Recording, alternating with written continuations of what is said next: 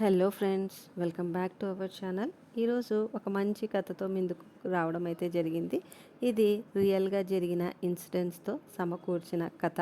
చాలా ఇంట్రెస్టింగ్గా ఉంటుంది. ఎక్కడ స్కిప్ చేయకుండా వింటారని కోరుకుంటూ ఇక లేట్ చేయకుండా కథ స్టార్ట్ చేసేద్దామా. కథ నచ్చితే ఫ్రెండ్స్ ఒక లైక్ చేయండి. అలాగే మన ఛానల్ని సబ్స్క్రైబ్ చేసుకుని మమ్ము ఎంకరేజ్ చేస్తూ మన ఛానల్ని ఇలా ముందుకు తీసుకెళ్తారని కోరుకుంటూ లేట్ చేయకుండా కథ స్టార్ట్ చేసేద్దాం రండి.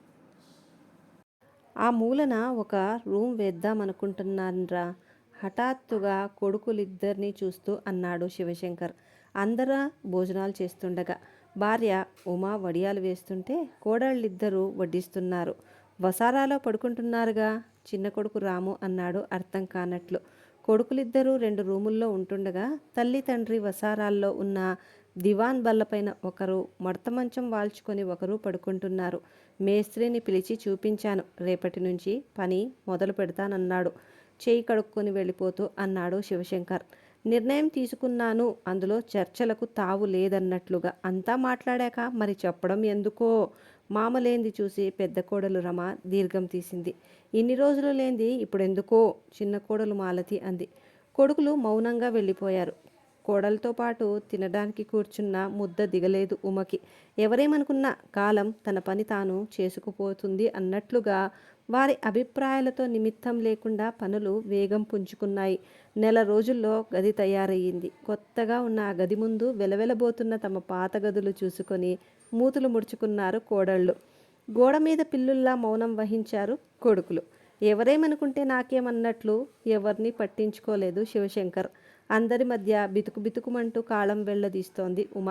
మంచి మంచి ఆకర్షణీయమైన రంగులతో చక్కగా ముస్తాబయింది గది.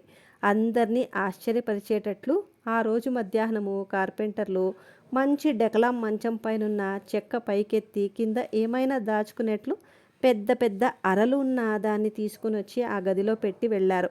అంతా ఆశ్చర్యంగా అసూయగా చూశారు. నిన్న కాక మొన్న పెళ్ళైనట్లు రిటైర్మెంట్కి దగ్గరలో ఉండి ఈ వయసులో ఈ సోకులేంటి అని విడ్డూరంగా చూశారు. వారి అసూయను రెట్టింపు చేస్తూ కిటికీలకు అందమైన కర్టన్లు కూడా వేయించి లోపలివేవి బయటికి కనపడకుండా చేశాడు శివశంకర్. ఇక కోడళ్ల నసుగుడికి అంతు లేకుండా పోయింది. పనులన్నీ ఆగ మేఘాలపైన జరిగిపోయాయి. ఏదో మమ అన్నట్లు కొబ్బరికాయ కొట్టి గృహప్రవేశంలాగా కూడా చేశారు. ఆ తెల్లవారి కొత్త చీర కట్టుకోమని భార్యకిచ్చి తాను కొత్త బట్టలు వేసుకుని త్వరగా తయారవ్వు, గుడికెళ్దాం అంటూ తొందర పెట్టాడు. కోడళ్ళు కొరకర చూపుల మధ్య, కొడుకులు గుచ్చి గుచ్చి చూసే చూపుల మధ్య భర్తతో బయటికెళ్ళింది ఉమ. బండిపై అతని పక్కన కూర్చోగాని, ఏంటండి మీ విపరీత బుద్ధి, నాకు చాలా ఇబ్బందిగా ఉంది. ఈ వయసులో పెద్దవాళ్ళైనా పిల్లల ముందు మీరు ప్రవర్తించే విధానం అంది విడ్డూరంగా నిష్ఠూరంగా. మారు మాట్లాడకుండా కోవెలకు తీసుకువెళ్ళి కొబ్బరికాయ తీసుకుని అర్చన చేయించాడు. పూజారి అడుగుతుంటే పెళ్లి రోజు శుభ సందర్భాన అని అతను అంటుండగానే తమ పెళ్లి రోజు గుర్తు రాలేదామెకు. ఇంటి పనిలో పడి నేను మర్చిపోయాను సుమండి అంది నొచ్చుకుంటూ. దేవుడి ఆశీర్వచనం తీసుకున్నాక పూజారి ఆశీర్వచనం తీసుకున్నారు. కలకాలం చల్లగా వర్ధిల్లమని అక్షంతలు చల్లారాయన. తర్వాత ఆలయ ప్రాంగణంలో కూర్చొని ఉమా కొబ్బరి తీసి ఇస్తుంటే, ఉమా, మన పెళ్ళయి 40 సంవత్సరాలు గడిచాయి, కానీ ఇప్పటి వరకు ఏ పెళ్లి రోజైనా ప్రశాంతంగా గడుపుకున్నామా? పెళ్లి కాగానే బాబు కడుపులో పడి కాన్పులు కష్టమై ఆ తర్వాత వారికి ఆరోగ్యాలు బాగోలేక వారి బడులు వెళ్ళడానికి అన్నీ సమకూరుస్తూ ఆరాటపడుతూ ఇలా ప్రతి స్థాయిలో వాళ్లే ముఖ్యమంటూ ప్రవర్తించావు. ఇప్పుడు పిల్లలు ఎదిగాకైనా కొన్ని బాధ్యతలు నువ్వు వాళ్లపై వదిలేయాలి కదా. ఎంతకాలమైనా నాకు నువ్వు, నీకు నేను. ఎవరూ మన కష్టం అర్థం చేసుకోరు.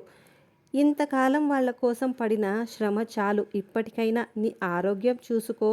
ఎవరే ఏమో అనుకుంటారని ఇన్ని రోజులు ఏమీ అనుభవించలేకపోయాం. ఇక ఎవరి కోసమో మనం బతకొద్దు. ఇప్పుడు ఇక్కడి నుండి బీచ్కి వెళ్ళి అక్కడి నుంచి మంచి హోటల్లో భోంచేసి ఇంటికెళదాం. మరేం మాట్లాడకు అంటూ ఆమె భుజం చుట్టూ చెయ్యి వేసి వెహికల్ దగ్గరకు నడిపించాడు శివశంకర్. ఇద్దరు బీచ్లో కూర్చొని ఎన్నో రోజుల నుంచి మాట్లాడాలనుకుంటున్న ఎన్నో విషయాలు హాయిగా మాట్లాడుకున్నారు. మాటల్లో తెలియకుండానే కాలం గడిచిపోయింది. కడుపులో ఎలుకలు పరిగెత్తుతుండటంతో హోటల్కి దారి తీశారు.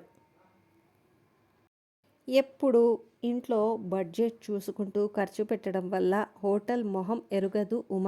ఈమెకు వెజ్ మంచూరియా, వెజ్ బిర్యానీ, ఆ పైన ఆమెకు ఇష్టమైన బటర్ స్కాచ్ ఐస్ క్రీమ్ తినిపించి పాన్ వేయించాడు. కోడళ్ళు చూస్తే బాగుండదు అంటే మొండికేసిన వినలేదాయన. తర్వాత ఫ్యామిలీ ప్యాక్ ఐస్ క్రీమ్ తీసుకొని ఇంటికొచ్చారు.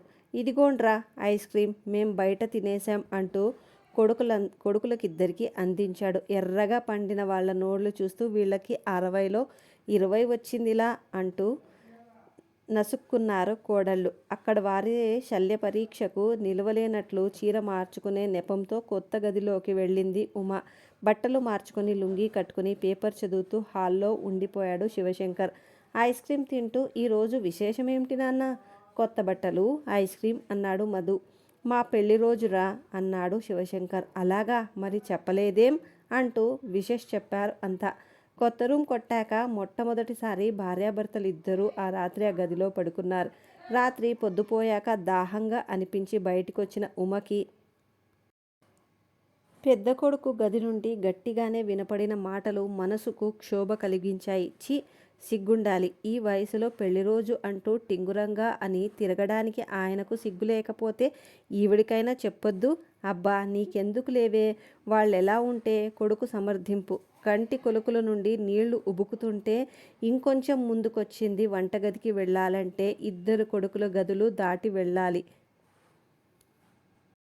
నేను వాళ్ళు వెళుతుంటేనే అన్నాను, ముసలాయన మహా జోరు మీదున్నాడు. ఏ హోటల్లోనో భోంచేసినా చెయ్యొచ్చు అని. హవ్వ, ఈ వయసులో అలా మొగుడి వెనకాల హోటల్లో తిరగడానికి ఆవిడకైనా 16 ఏళ్ల బాలాకుమారినా? చీచి, నాకే ఎబ్బెట్టుగా ఉంది. కనీసం ఇంట్లో కొడుకు కోడళ్ళు ఉన్నారన్న ఇంగితమైనా లేదు. చిన్న కోడలి గొంతు. పోనీలేద్దు, వారి సరదాలు వాళ్ళవి. అది కొడుకి గొంతు. ఇక మంచినీళ్ల వరకు వెళ్తే శక్తి లేనట్లు వెనక్కొచ్చేసింది ఉమ. ఆగకుండా ఉబుకుతున్న కన్నీళ్లతో వస్తున్న భార్యను చూడగానే విశ్రాంతిగా పడుకున్న శివశంకర్ లేచి ఏమైందంటూ ఆమెను దగ్గరకు తీసుకున్నాడు. ఆ ఆసరా చాలన్నట్లు అతని పట్టుకుని బోరుమంది. ఉమా, నువ్వు ఇలా ప్రతి చిన్న విషయానికి మనసు పాడు చేసుకోవద్దు. మనమేమీ చెయ్యరాని పని చెయ్యడం లేదు. నువ్వు నా భార్యవు కదా. నా భార్యతో నేను నా గదిలో పడుకుంటే తప్పేంటి? విషయం గ్రహించి అనునయించాడు ఆయన. ఇలా వారం గడిచింది. ఆ రోజు పొద్దుపోయి 8 గంటలైనా వారి గది తలుపులు తెరుచుకోలేదు. ఏమిటోనమ్మా, పొద్దెక్కి ఇంత టైమైనా ఇంకా కొత్త దంపతుల్లా తలుపులు బిగించుకొని పడుకోవడం. మా ఇంటా వంట లేదు, కోడలు రమ అంది. వాళ్ళు లేరు, వినడం లేదేమో. ఏ వయసులో ఆ పెద్దరికం నిలుపుకోవాలి. మరి కొడుకులు ఇంట్లో తిరుగుతుంటారు అయినా లేకుండా, సిగ్గు లేకుండా పొద్దు పోయిందాకా పడుకోవడం వీళ్ళకే చెల్లింది. చిన్న కోడలి మూతి విరుపు. అప్పుడే వంటింట్లోకి అడుగు పెడుతున్న ఉమకి కళ్ళ నుండి నీళ్లు జల రాలాయి. ఉమా, నువ్వు వెళ్ళి పడుకో, కాఫీ నేను తెస్తాను అన్నాడు శివశంకర్. ఉమా గిర్రున వెనుతిరిగి రూంలోకి వెళ్ళింది. చప్పున నోరు మూశారు కోడళ్ళు కొడుకులు. చూపులు కూడా ఈసడింపుగానే ఉన్నాయి. శివశంకర్ నోరు విప్పాడు. అమ్మకు రాత్రంతా జ్వరం, నిద్రపోలేదు. దానితో తెల్లవారి 4 గంటలకు నిద్ర పట్టింది. ఎప్పుడో పొద్దుటే లేచే అమ్మ ఇంతవరకు లేవలేదంటే పెద్ద వయసు ఏమి ఉంటుందో అని ఎవరైనా ఆలోచించారా? మాకంటూ ప్రత్యేకంగా ఒక గది, మంచం వేయించుకున్నందుకే అదేదో వింతగా చూసి రకరకాల కమెంట్లు చేశారే. ఏం కట్టించుకోకూడదా? పెళ్ళైన దగ్గర నుంచి ఎప్పుడూ ఇంట్లో అమ్మ, నాన్న, చెల్లెళ్ళు, మరదళ్ళు అని అందరితో కలిసి ఉమ్మడి కుటుంబంలో గుట్టుగా బతికాము. మీరిద్దరూ పుట్టాక అమ్మకు ఆరోగ్యం చాలా పాడైంది. బతుకుందో లేదో అన్నారు. అతి కష్టం మీద గండం గడిచింది. తర్వాత కూడా ఇంట్లో పక్షవాతం వచ్చి మంచాన పడిన అమ్మ తన మాటే చెల్లాలనే దర్పం కనబరిచే నాన్నను సంతృప్తిపరుస్తూ చెల్లెళ్ళ పెళ్ళిళ్ళు చేసి మీ ఆలనా పాలన చదువులు చూడటంలో క్షణం తీరిక లేకుండా గడిచిపోయింది. అమ్మ ఎప్పుడూ తన ఆరోగ్యం గురించి చూసుకోలేదు. ఈ మధ్య దాదాపు 4 నెలలుగా చూస్తున్న కాళ్ళు లాగుతున్నాయని, చేతులు లాగుతున్నాయని బాధపడుతోంది.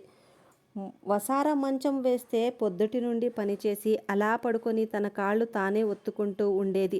ఏ మధ్యాహ్నమో కాసేపు కునుకు తీయాలనుకుంటే ఇంటికి ఎవరో ఒకరు రావడం, వారి ముందు పడుకోలేక విశ్రాంతి లేక అలసిపోతుంది.